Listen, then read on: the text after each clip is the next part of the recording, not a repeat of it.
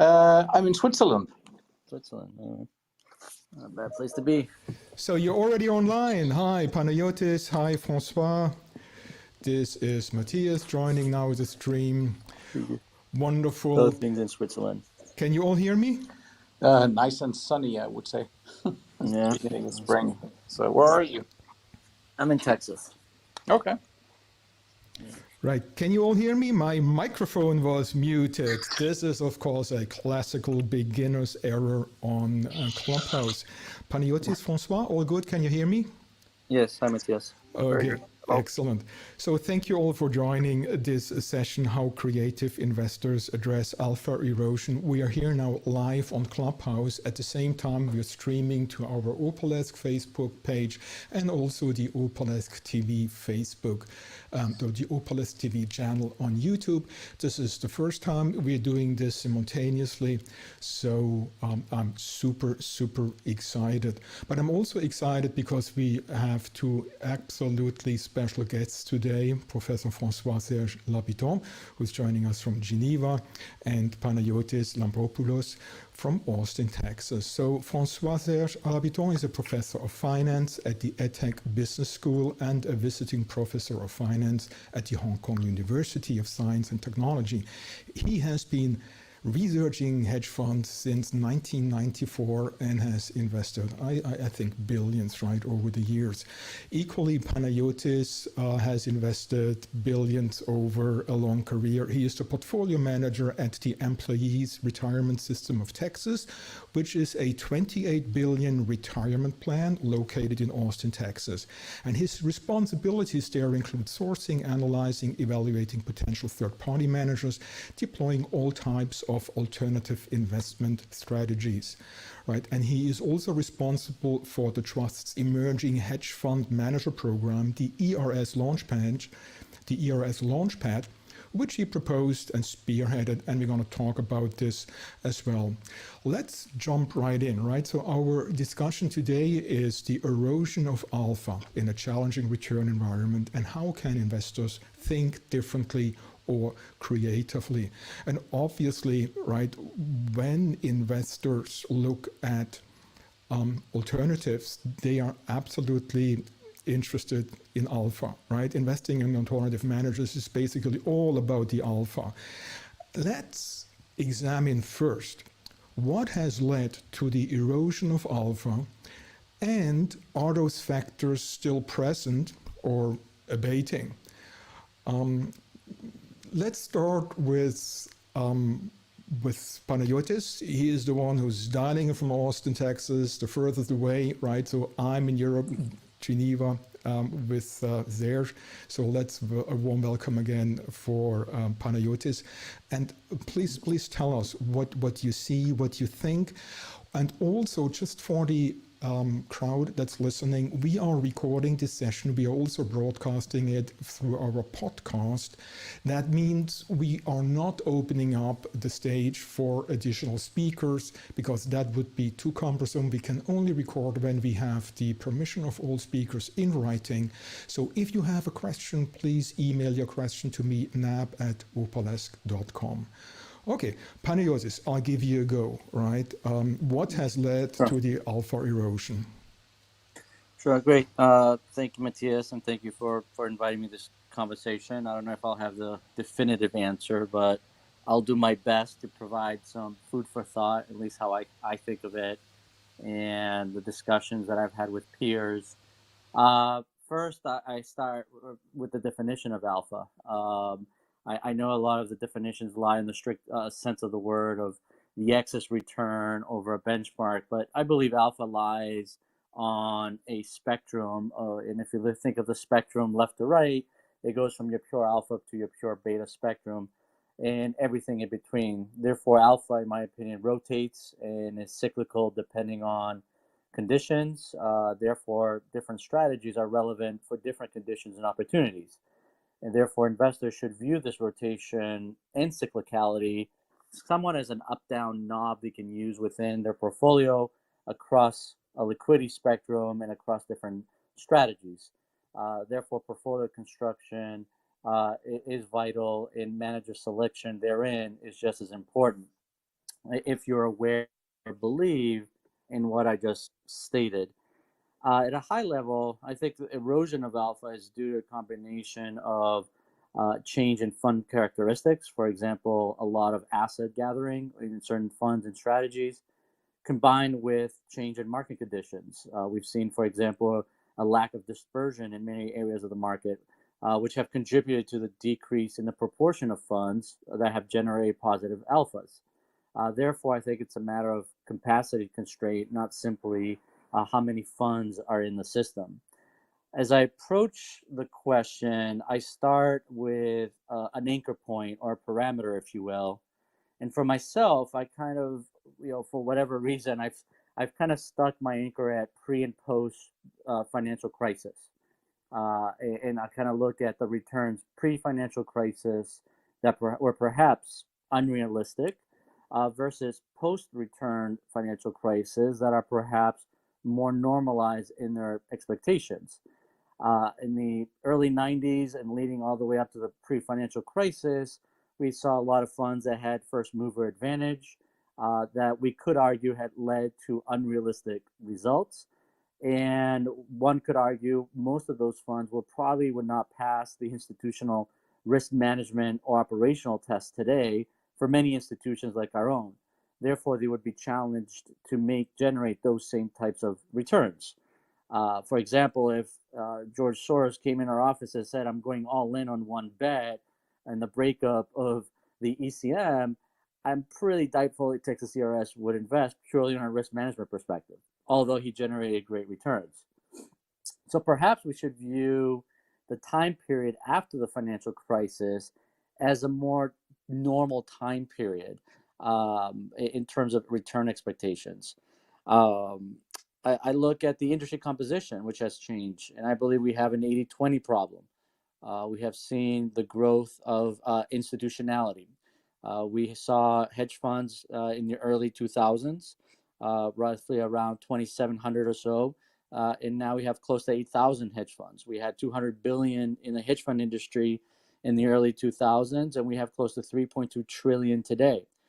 So the managers have grown, the industry has changed, but a lot of that capital is still going to a handful of managers and concentrate in a certain part of the industry. So manager selection matters when it comes to alpha selection.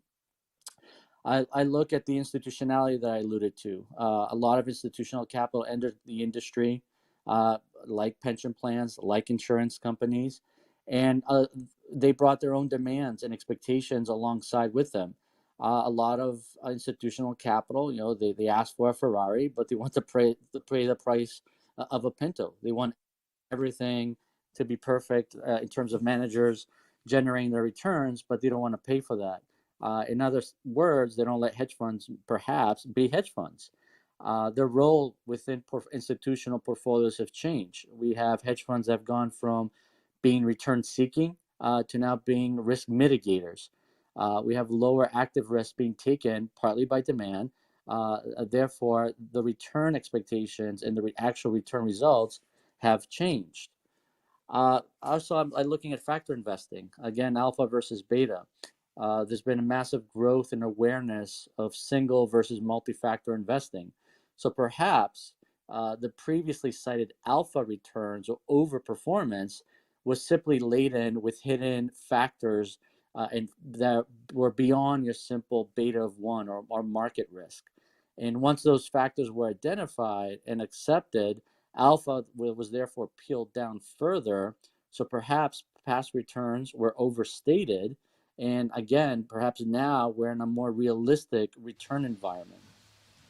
Furthermore, regarding these factors, PMs stayed away from your beta 1 pure factor, but perhaps PMs in search of being paid on clean alpha have overhedged, therefore putting some market returns that they could have garnered and harnessed and hedging them away. And so we have a difference between being factor aware and being factor neutral. Lastly, the opportunities themselves get arbitraged away faster because we have less opportunities being chased by additional capital and faster capital, especially with the explosion of quant and computing power. And lastly, we have Fed policies that have led to lower dispersion by artificially lowering volatility and rates. I know that was probably a lot, but those are a few things that I tend to think about. Right, Francois, did you forget anything? I don't think so, right? But let's now move the focus, except you want to complement that, right? Let's now move the focus I don't know on... if everyone can still hear me. Okay, let me... Yeah, I can hear you. This is François. Okay. I would completely agree with you.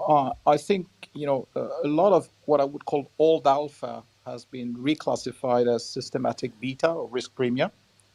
So that's probably one thing. But I think also there is another element that is quite important in here, which is the fact that alpha is a limited supply element.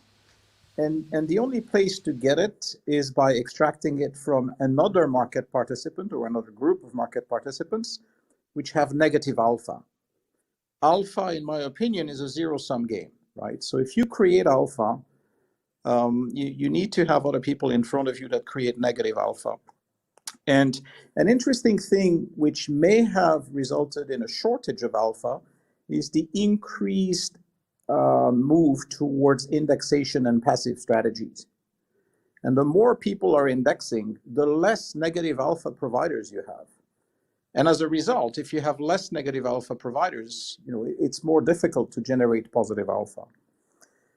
And I also completely agree with you on the element you've mentioned, which is the excess institutionalization of the hedge fund industry, in my opinion.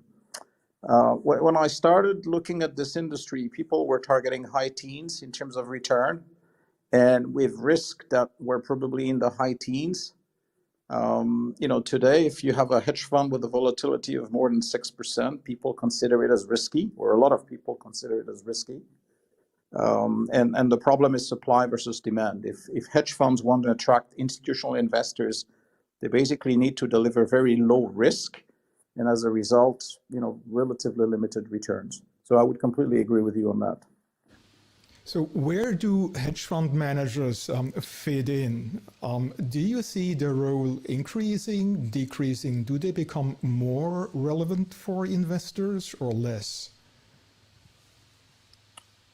I can go first. Perhaps I'm biased given what my focus is on, but I think we are entering a prime period for alternative investments, part of which, of course, hedge funds are part of.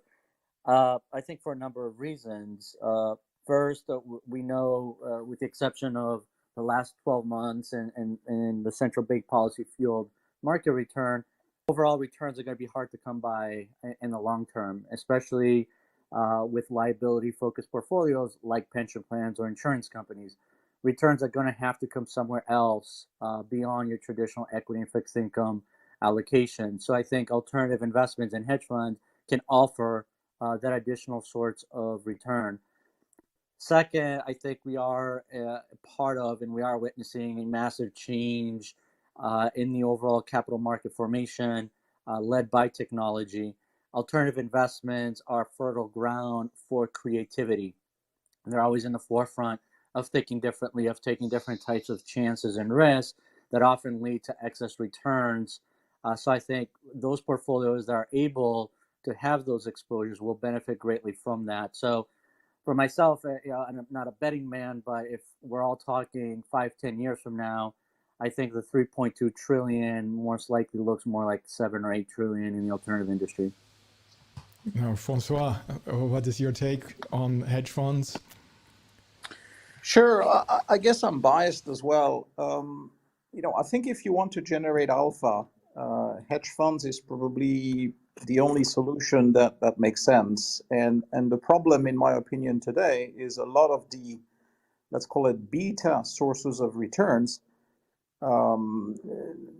either are extremely stretched or are extremely risky or, deliver negative returns if we look at rates and fixed income in particular, or extremely volatile. So I think we're basically at a point in time where a large number of investors are cornered between the desire or the need of having more alternative investments in their portfolio, and at the same time they don't like them, they're too expensive, the average alpha or whatever statistics they're using is not very compelling, and they typically look and invest in funds that most likely will not generate alpha and will make them unhappy. So I think there is a strong need, but at the same time, I would also agree on the figure. The AUMs of the industry are likely to double in the next 5 or 10 years. But it's a little bit like a party, right? If you've got a cake and the cake is shrinking and you invite more people to it, I guess the bite size becomes extremely tiny. And as a result, you end up biting this cake, but also another cake, and the last cake is not very good. So my worry or my expectation more than my worry is, a lot of people are going to come to hedge funds or come back to hedge funds, probably not with the right approach, probably not very happy to go back, and ultimately they'll be disappointed. So unfortunately, I think hedge funds and hedge funds alpha is a cyclical story. The more hedge funds you have, the less alpha they will generate. This is, of course, super interesting, right? So how now can you find the funds that make you happy? What is the right way to research and to invest in hedge funds, and which hedge funds? And of course, what role do smaller and emerging managers play, which we want to discuss now already or later? Right, but Francois, you mentioned you called it the funds that make you happy. How do you find those? How do you go about it? Well, we have an investment approach that we basically started 20 years ago, and we've stuck to it for 20 years, and we're happy with the results. And it is to run what I call a relatively concentrated portfolio of hedge funds. Relatively concentrated means 10 to 15 managers. And we've done it successfully. What we observe, and again, that's a result, that's not by design, is the hedge funds that we like, the hedge funds we really want to have a large allocation to, are usually difficult to access. They're hard closed, they're very cautious about their capacity, they're not asset gatherers, etc. So for me, the real problem, in a sense, is not to identify these funds, because most people know them or have heard about them. The problem is to get access to these funds. And of course, they need to make sense for your portfolio, because sometimes there are great funds that either double up on a strategy you already have or don't bring anything in your portfolio. So I guess the answer for us has really been, let's figure out what we want. And when we started 20 years ago, I remember my boss at the time did a little exercise. He said, create your 15 hedge fund portfolio, literally write it on a piece of paper. We're around the table, and let's compare notes. And everybody took a pen and a paper and wrote his sort of 15 hedge fund ideal portfolio. And when we compare notes, turned out that 10 of the names were common across everybody around the table, right? So I guess that is really the thing to do. And then the next thing is monitor those 10 to 15 names, make sure they're still hungry, because if you're really successful, you will grow. And you will grow either by performance or by taking more assets. And I think growing and more assets to manage can become a challenge. I'm not saying is a challenge, but can become a challenge. You need to be cautious. I've seen a number of managers in our portfolio, including in recent times, producing great returns and returning capital. And I have to say that, I do value that, because these are people that really think about their asset size, the alpha generation, the returns they can generate, and they really care about that. So, you'll have some funds that will return capital. You have some funds that will just get more willing to raise assets and grow. And at some point, they're not hungry, and they're just alternative beta chasers. And I think these are the ones you need to remove from your portfolio. And then the last point for me is markets, financial markets are changing, and this creates opportunities. So these new opportunities may come from new managers that basically are starting their own fund, or may come from the financial structure of the market changing. China is a good example of that over the past 5 years. This creates new opportunities. And for us, the question is, do some of our existing managers try to capture these new opportunities, and do they do it well? Or do we think we need a dedicated allocation? And in this case, that would be a new manager. The two questions that I always ask before adding a manager in my portfolio are the following. Is it different or is it better? So to get in my portfolio, you need to be someone that is different. And then the answer obviously is generally diversification.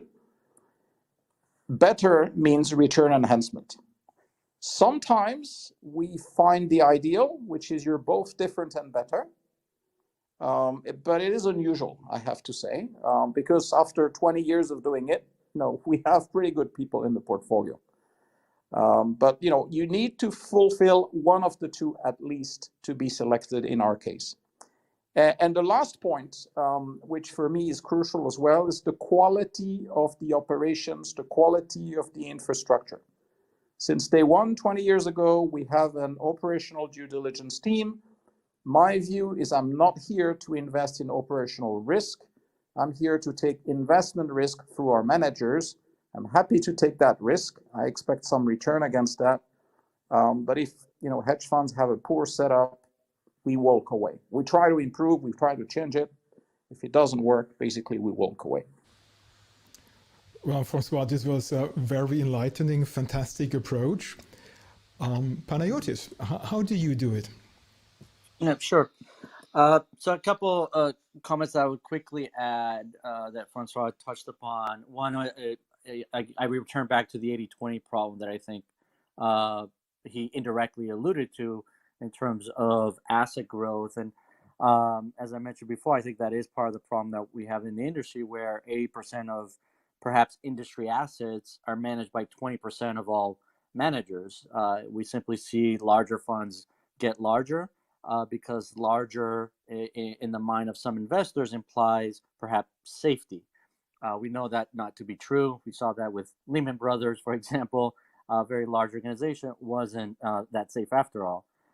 And so what we have seen is asset gathering risk as portfolio managers and funds simply seek to make money off management fees versus active risk taking, and they have deviated from that active risk taking ethos that was present at launch. Again, perhaps that part of the problem is the institutionality of the industry. And that's one thing that we do keep an eye on, is that asset liability philosophical match. We want to make sure that as assets come in or assets are present, that the managers stay true to their investment objective and they're not managing to one or two big investors in their firm. Again, in terms of the asset problem, capacity constraint strategies at some point do exceed their maximum utility function. There is a diminishing return to scale the bigger that you do get. Having said all that, what it comes back to in any portfolio is purpose and expectation. What is your investment objective? And as you add different investment conduits like hedge funds, and I say that purposely because we don't view hedge funds as an asset class. They're, in my mind, investment conduits that simply give you a different way of gaining exposure to pretty much the same main asset classes around the world: equity, rates, credit, and whatnot. You have to, once you define your purpose and expectation, you act accordingly as to what type of strategy, what type of manager you want, and you stay true to that. So the way, for example, we have done it at ERS is our main hedge fund portfolio serves as a risk mitigator to the rest of the trust. So hopefully when other parts of the trust are zagging, we're zigging. We're providing that downside protection. And we have quantified that risk mitigation by targeting a beta of 0.4 or less for our portfolio to the rest of the trust. Similar to Francois, we're taking a more concentrated approach. When fully allocated, we're looking at 15 to 18 total managers. So we don't believe in the over diversification of a fund. That is partly driven by philosophical opinions, partly driven because of our size. We have to account for the fact that we're a $32 billion trust. Any investment within the overall trust needs to move the needle. If we were a family office with maybe 20 billion or 5 billion, well, those size considerations take a different meaning in terms of how big you want that investment to be or how big it can be in a portfolio. And we're mindful of that as well. A third way that we approach it, as you alluded to earlier, is our emerging manager program that we revamped and changed in 2018. The thesis there was one, there's plenty of research out there written, and there's a lot of proof. Whether you look at emerging managers on a 3, 5, 10-year basis compared to more established or larger peers, they tend to outperform anywhere between 200 to 400 basis points on any given matrix. And they tend to do so on a more attractive risk-adjusted basis if you look at their underlying Sharpe ratios. So that was a different area that we wanted to look at in terms of sourcing a different type of return. And that was one thesis. And we augmented that by looking at economics. And so the way that we look at our investments and any investment in our emerging manager program, we seek gross top line revenue share. One, to get compensated for the different type of risk we think we are taking on by investing in younger firms. And two, to offset a large part, if not a big part, of our management fees. Therefore, we are left with a cleaner, if you will, return. We are striving to retain up to 70% of that alpha generation by the manager. And so by alleviating a lot of the costs that come with that investment, we feel we are left with a higher portion of return. Lastly, the other way that we think of smaller managers is thinking ahead, thinking of them as potential solution-based investments. And what I mean by that is that if you're fortunate enough and are able enough, whether through a managed account or through a strategic partnership, to really get access and an insight into underlying portfolios, you're really getting an insight in is the capabilities of how those returns are generated. Therefore, you're in a better position to isolate what a manager can do well, what a manager does poorly. And therefore, down the road, you could perhaps approach the manager, whether you have a personal problem that you have in your portfolio or a problem you feel you can solve for the market, and use the capabilities of that process, of that engine, if you will, to create a product that can be accepted in the market. The best analogy I've used is that essentially you're looking for a Tesla. You're looking for a company that is at its core a battery company, but can be utilized in different ways, whether it's cars, trucks, or rail. But what you're really looking at is that battery, is that process, and how it can be adjusted for other usages and greater utility. Right. Let me just jump here, Panayiotis, and ask you to quickly clarify what is an emerging manager for you. That means what size or what track record, right? Where does a manager need to be in order to be considered for your emerging manager program at the ERS? Sure. So when we set up the program, or revamped it, I should say, I wanted to keep it simple. So we purely define our parameters with a focus on assets under management and tenure or track record. And we have several buckets where we've carved out for our true seed investments, day one investments, if you will. Assets under management could be, in theory, non-existent, and the track record, including past audited, verifiable returns, could range anywhere between 0 to 3 years.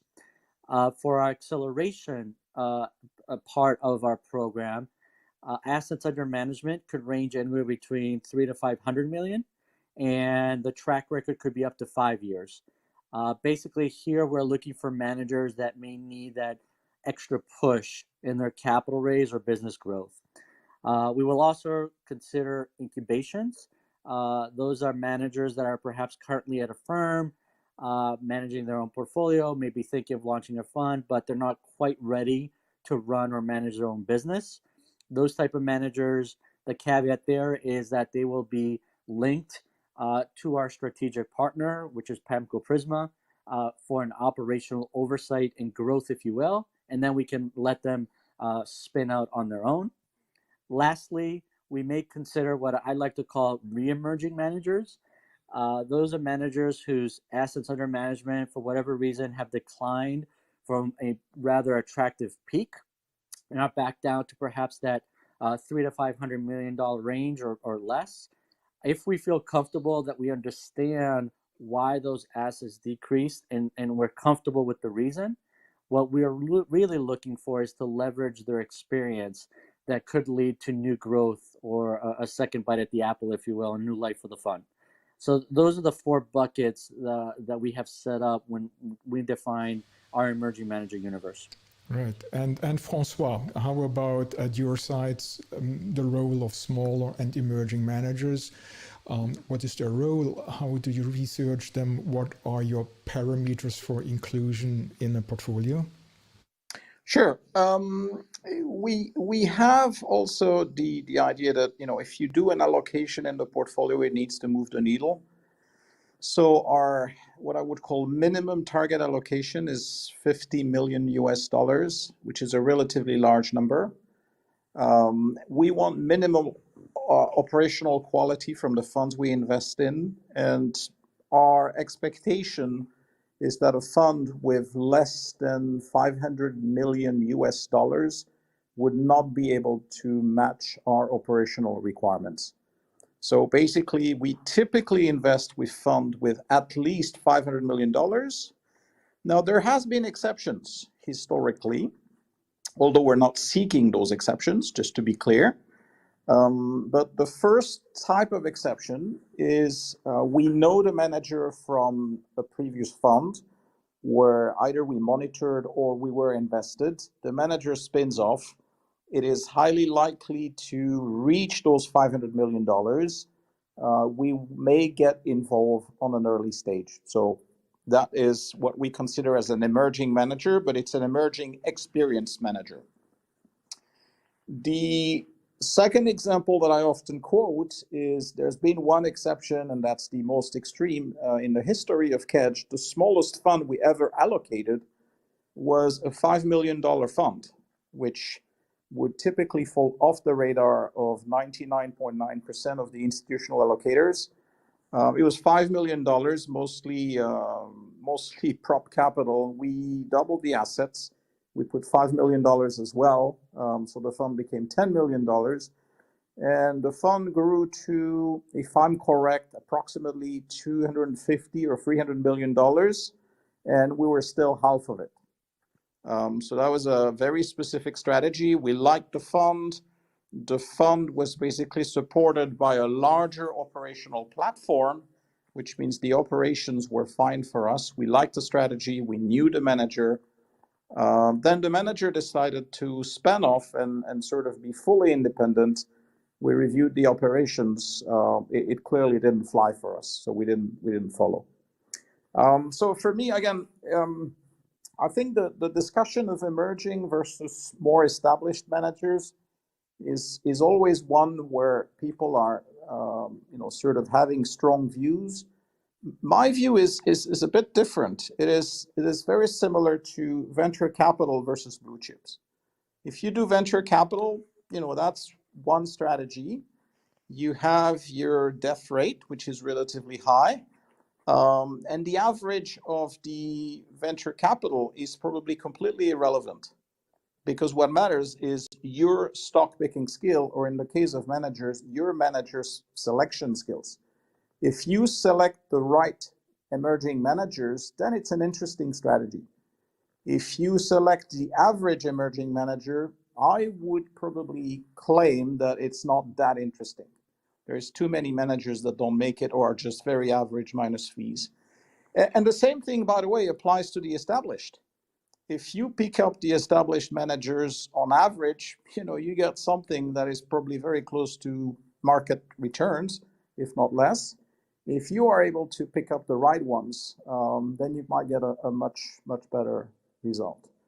What we believe is there are two strategies where size can be an advantage. And again, I'm saying can be. One is specific distress situations where, I'll give you an example. Let's say a Spanish bank wants to sell a $500 million credit portfolio, which is distressed, and doesn't want to have an auction and want to sell it quickly. If you're large, you'll get the call. You can move the funds. You can team up with 2 or 3 peers and basically get the deal done very quickly. And that is attractive. And we've seen a number of these situations where 1, 2, 3 large hedge funds basically got the deal because they were large, but also because they were still efficient and able to move quickly.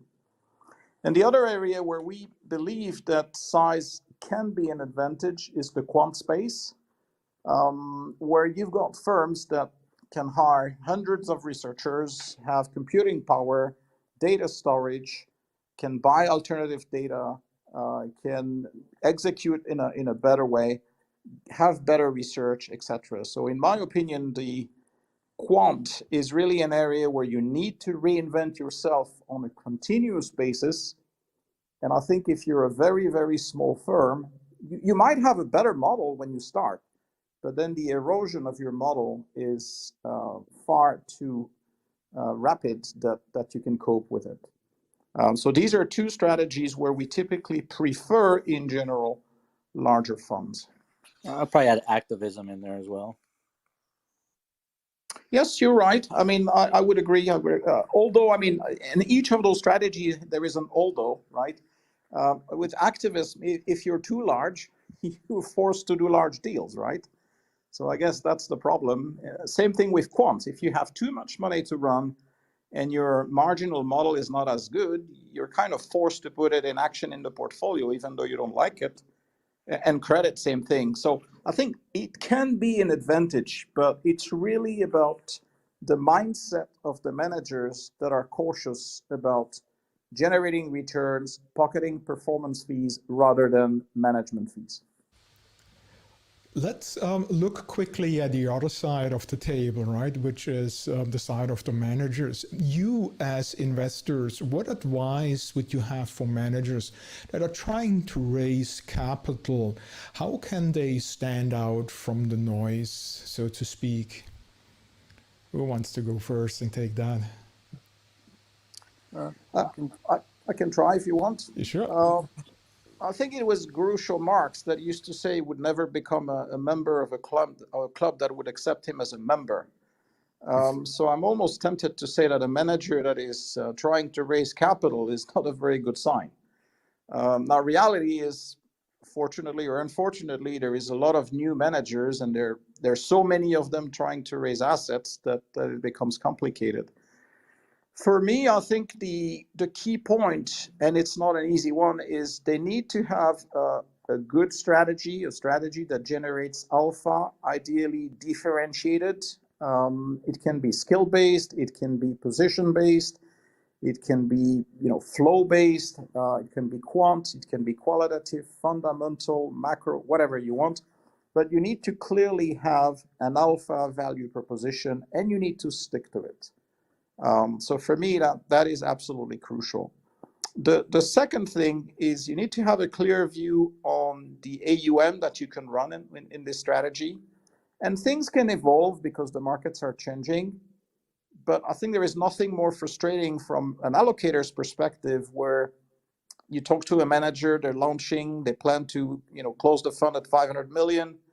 A year later, they're at 750. 2 years later, they're at $1 billion. They're launching a sub fund, etc. And you see the returns gradually eroding. So for me, it's really about running a fund, running a strategy, managing the capacity, having quality investors in the fund, people that are like-minded, understand the drawdowns, the expected returns, the risk parameters, and probably, but that's difficult, if you can at least, be picky with your investors. Try to get investors that spend the time that is needed, not someone that wants to allocate to hedge funds and therefore, just give you a $20 million check because they need to increase their hedge fund allocation from 4% to 5%. Investors that do their work, that do their due diligence, that try to get a strong knowledge of the fund they invest into and try to become long-term partners. These are the investors that you should try to find, in my opinion. Right. And Panayiotis? Sure, yeah. And, on the last point, I agree with Francois. I've always told general partners that are raising capital, there's a difference between the right capital and capital right now, because the capital that comes in early isn't necessarily the one that's going to stick in the long term. So I've often given that advice as well. I think regardless if you're an established manager or emerging manager, first and foremost, you need to hone your message and build an identity.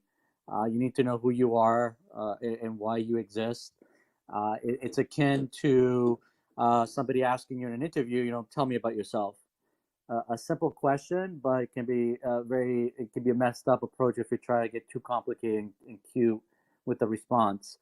You need to be concise about your strategy and your value proposition. I'm sure Francois busy calendar. I know I do.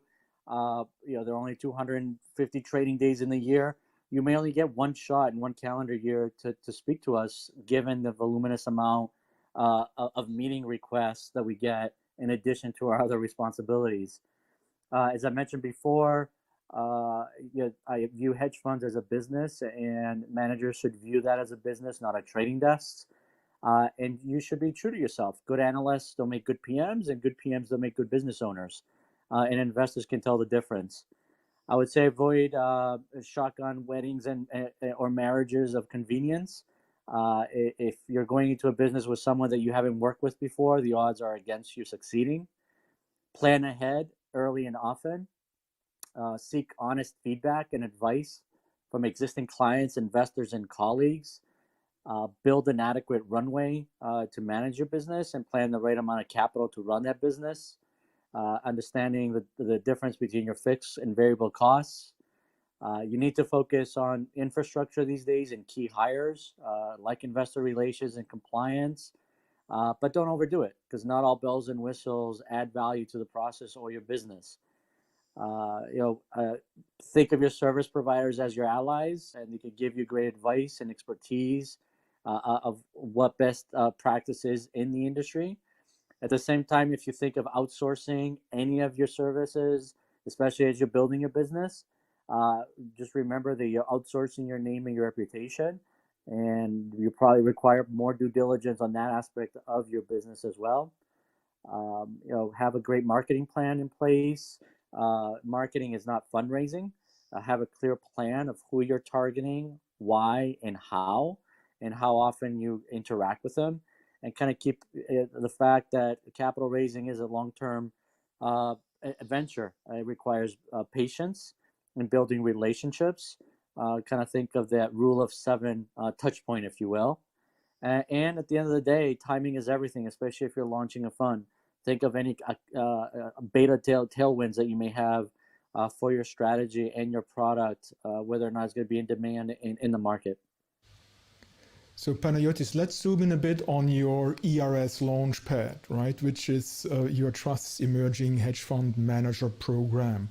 So this is something that you have designed, that you are spearheading, and that has been running for a while now. Can you inform us what was the overall aim? Also, numerically, what returns are you expecting, and is it playing out? In other words, what is your experience with the program, and when do you expect it to be fully implemented? Sure. So when I approached our emerging manager conundrum, that was after being here for a couple of years and kind of looking how we had worked so far. And it was my belief that at least internally, which was important, we had built a lot of intellectual equity, if you will, and know-how of how to conduct due diligence. We had team members that were experienced in sourcing and finding managers. And so internally, I thought we were ready to expand our search, as I alluded earlier, to a different source of return. And so I thought the outside thesis was the fact that we were going to witness what I call a generational gap. It was my belief that a lot of established firms were either shutting down, becoming family offices because of the constraints they were facing in the markets, or that you were seeing a lot of the original principals and founders retiring and simply passing the baton. So we had to buy some time in finding those next investors and great firms, and I wanted us to get a jump start on that. And again, as I alluded to before, we wanted to gain of performance that comes with emerging managers.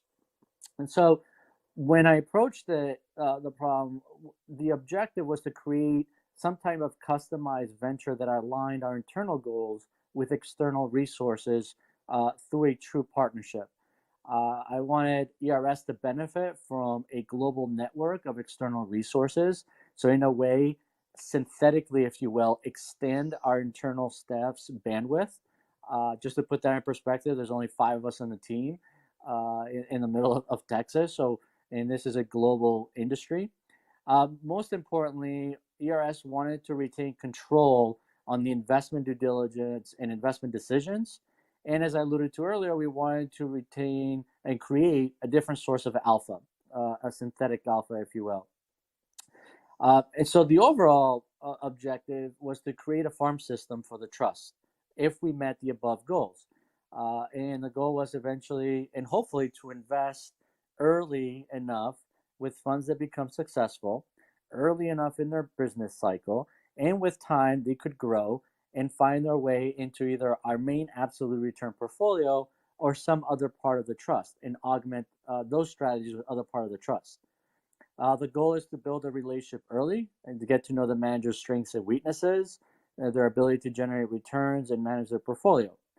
Again, that could lead perhaps to a solution-based mandate or product down the road. When we started the program, we had made the announcement in June of 18, and our goal was to perhaps make 1 to 3 investments in the following 3 years, or at least in the first 3 years of the program. Long term, it's my belief that through attrition or graduation, any healthy program should have at least 7 to 10 total partnerships. And that is our goal beyond year 5 or so. Since announcing our partnership in 2018, we have made 2 investments, one in September of 2019. That was with Synctive Capital Management. And we made our second investment in November of 2020 with Phase 2 Partners, which is a long-short financial firm and headquartered in San Francisco. We just got approval to upsize our program, given the opportunity set and the early success of the program. And so again, we're targeting another 1 to 3 investments in the next 2 or 3 years. So that would bring us hopefully to 4 or 5 investments by year 5 or so of the program. So that's the overall approach that we took, and that's the overall objective of the program. Right, excellent. Congratulations. Another theme that is currently more and more examined is, how many minority and women-owned fund managers are actually in someone's portfolio, particularly if it's a public fund, right, a public pension such as yours. Can you tell us how you are approaching this discussion? What types of strategies are you most interested in, and how are you approaching additional allocations in this sphere? Panayiotis. Yes, we absolutely support and consider minority or women-owned funds. Earlier, I laid out the parameters of our 4 buckets, if you will, of our program. It goes without saying that we do consider minority women-owned funds within those buckets as well. We're active. We're active in conversations. We source. We speak to groups that purely focus on minority women-owned funds. And so it's a given, it's implied, it's stated that within those 4 buckets, we look at all types of backgrounds when putting together our program. In terms of strategies, because we're trying to build a farm system within the trust, the two caveats to that is one, what we're not trying to do is build a fund of funds. We're not looking at the underlying strategies within the context of an overall investment objective or portfolio constraint. We look at each strategy, each firm, each team on its own standing, on its own merit. And the only question we ask is, do we believe they are worth investing today, and are they going to be able to grow and mature in the future?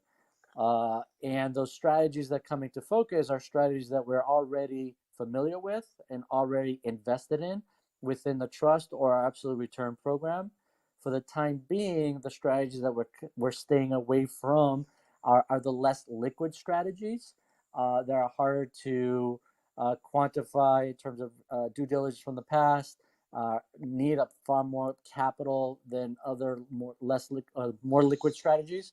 So for the time being, we're staying on the liquid ends of the spectrum when it comes to strategies, which includes anything from equity long short, equity market neutral, credit long short, global macro, fixed income relative value, vol-oriented strategies. So that's how we're approaching our sourcing and due diligence. And Francois. Sure. In my opinion, I would simply shock a lot of people by saying, I just don't care. I'm investing in hedge funds. If a hedge fund is run by a woman or a man, a minority owned or majority owned or whatever you want, for me, this is not an investment criteria. So when we look at a hedge fund, basically the gender of the owners, the gender of the portfolio manager, the gender of the senior people is not a criteria to favor the fund or reject the fund. I mean, we judge a fund basically on some investment criteria, first and foremost.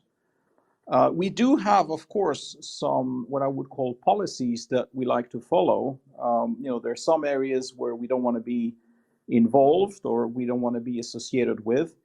But I would say we don't have any particular program or policy to support, any minority-owned or gender-owned type of investment. We have in the portfolios funds that are run by women. We have funds that are run by and owned by minorities. And if they perform, great. If they don't perform, they will be treated as any other fund in our process. So for me, it is not relevant basically as an investment criteria. Now, just to be clear, I'm not running a public plan, and that may make a huge difference. Right. So let me just quickly sum up what we discussed, right? So we said alpha is dynamic, right? Which markets change. Some strategies, the opportunity set is dwindling. Some strategies are opening up. We also said hedge funds make great sense, but it all depends really on your approach. We also talked about emerging managers who make great sense as well, can be highly interesting, but you also need to have a skilled approach and you need to have good partners for all of that. Just before we close, very quickly, is there anything that we have missed that you wanted to package into this session as advice for allocators? Allocators who are looking to think differently, who are looking to think creatively in a world where alpha in general, if you look at the large strategies, the large cap equity buckets, etc., not even talking about fixed income, is in general dwindling. How would you sum up your recommendations for allocators that want to be a bit ahead of the curve? I can give that initial shot. I would think that allocators should think about coalitions and economies of scale, if they're not able to think or execute strategically for whatever reason that may be. You know, I always find it somewhat puzzling yet amusing at the same time that a lot of different business models, you know, whether it's the E&F world, pension plan world, insurance world, behaves as everybody's doing something differently, or they're investing in different types of funds, when in reality is when you peel back the curtain, there is no grand wizard. Everybody's doing a lot of similar things, and there's a huge overlap of investments in the same funds. And so perhaps economies of scale might some way make sense, which provides both stability of capital for the GP and saving of costs from an allocator perspective. So in that light, I would say dare to think differently and perhaps utilize any past experiences that you may have that are not investment related or are from a different industry. For example, if you've become from the management consulting world, I think you can pretty much apply a lot of principles in the investment world, or when you're thinking about strategic relationships. And so you can use a cross section of ideas and mix and match. That's how I came up with the idea of Launchpad, because I tried to find a hybrid of good and bad that I saw in the private equity world and the hedge fund world, and try and put some things together that were different and stood out from the pack. And again, when we're talking about whether it's due diligence, portfolio allocation, it all begins by setting your expectations with the appropriate purpose and expectation within an investment portfolio. Don't chase returns or names. Seek a purpose when you're looking for these allocations. And obviously, at a higher level, I would say never stop being intellectually curious. And given the type of world we live in today, always remember that we're part of a very small yet great ecosystem. So be kind to each other, because everybody remembers how you treated them. Yeah, you're absolutely right. Francois, your thoughts about recommendations and final thoughts for other allocators? Sure, I would share most of the views of Panayiotis. I would say, and that's something that I think he mentioned, that hedge funds are a label. So there's a lot of different animals behind the label. People, I think, before they start to venture into hedge funds, should ask, why do we want to invest in that? What are we looking for? So rule number one for me is set your expectations and really almost write them down, so that, in a year, in 2 years, in 5 years, you can revisit and see if you've achieved them. The second thing is really ask yourself, what could go wrong and how much would I lose, focusing on the downside. Now, don't misquote me on that.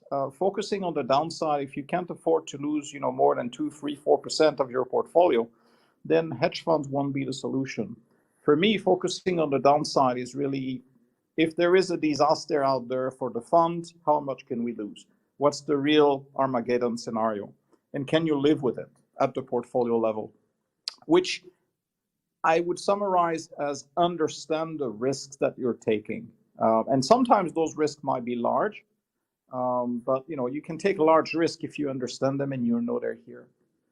And the last point, again, don't chase performance. Be always curious, challenging, revisiting. The world is changing. The hedge fund managers are changing.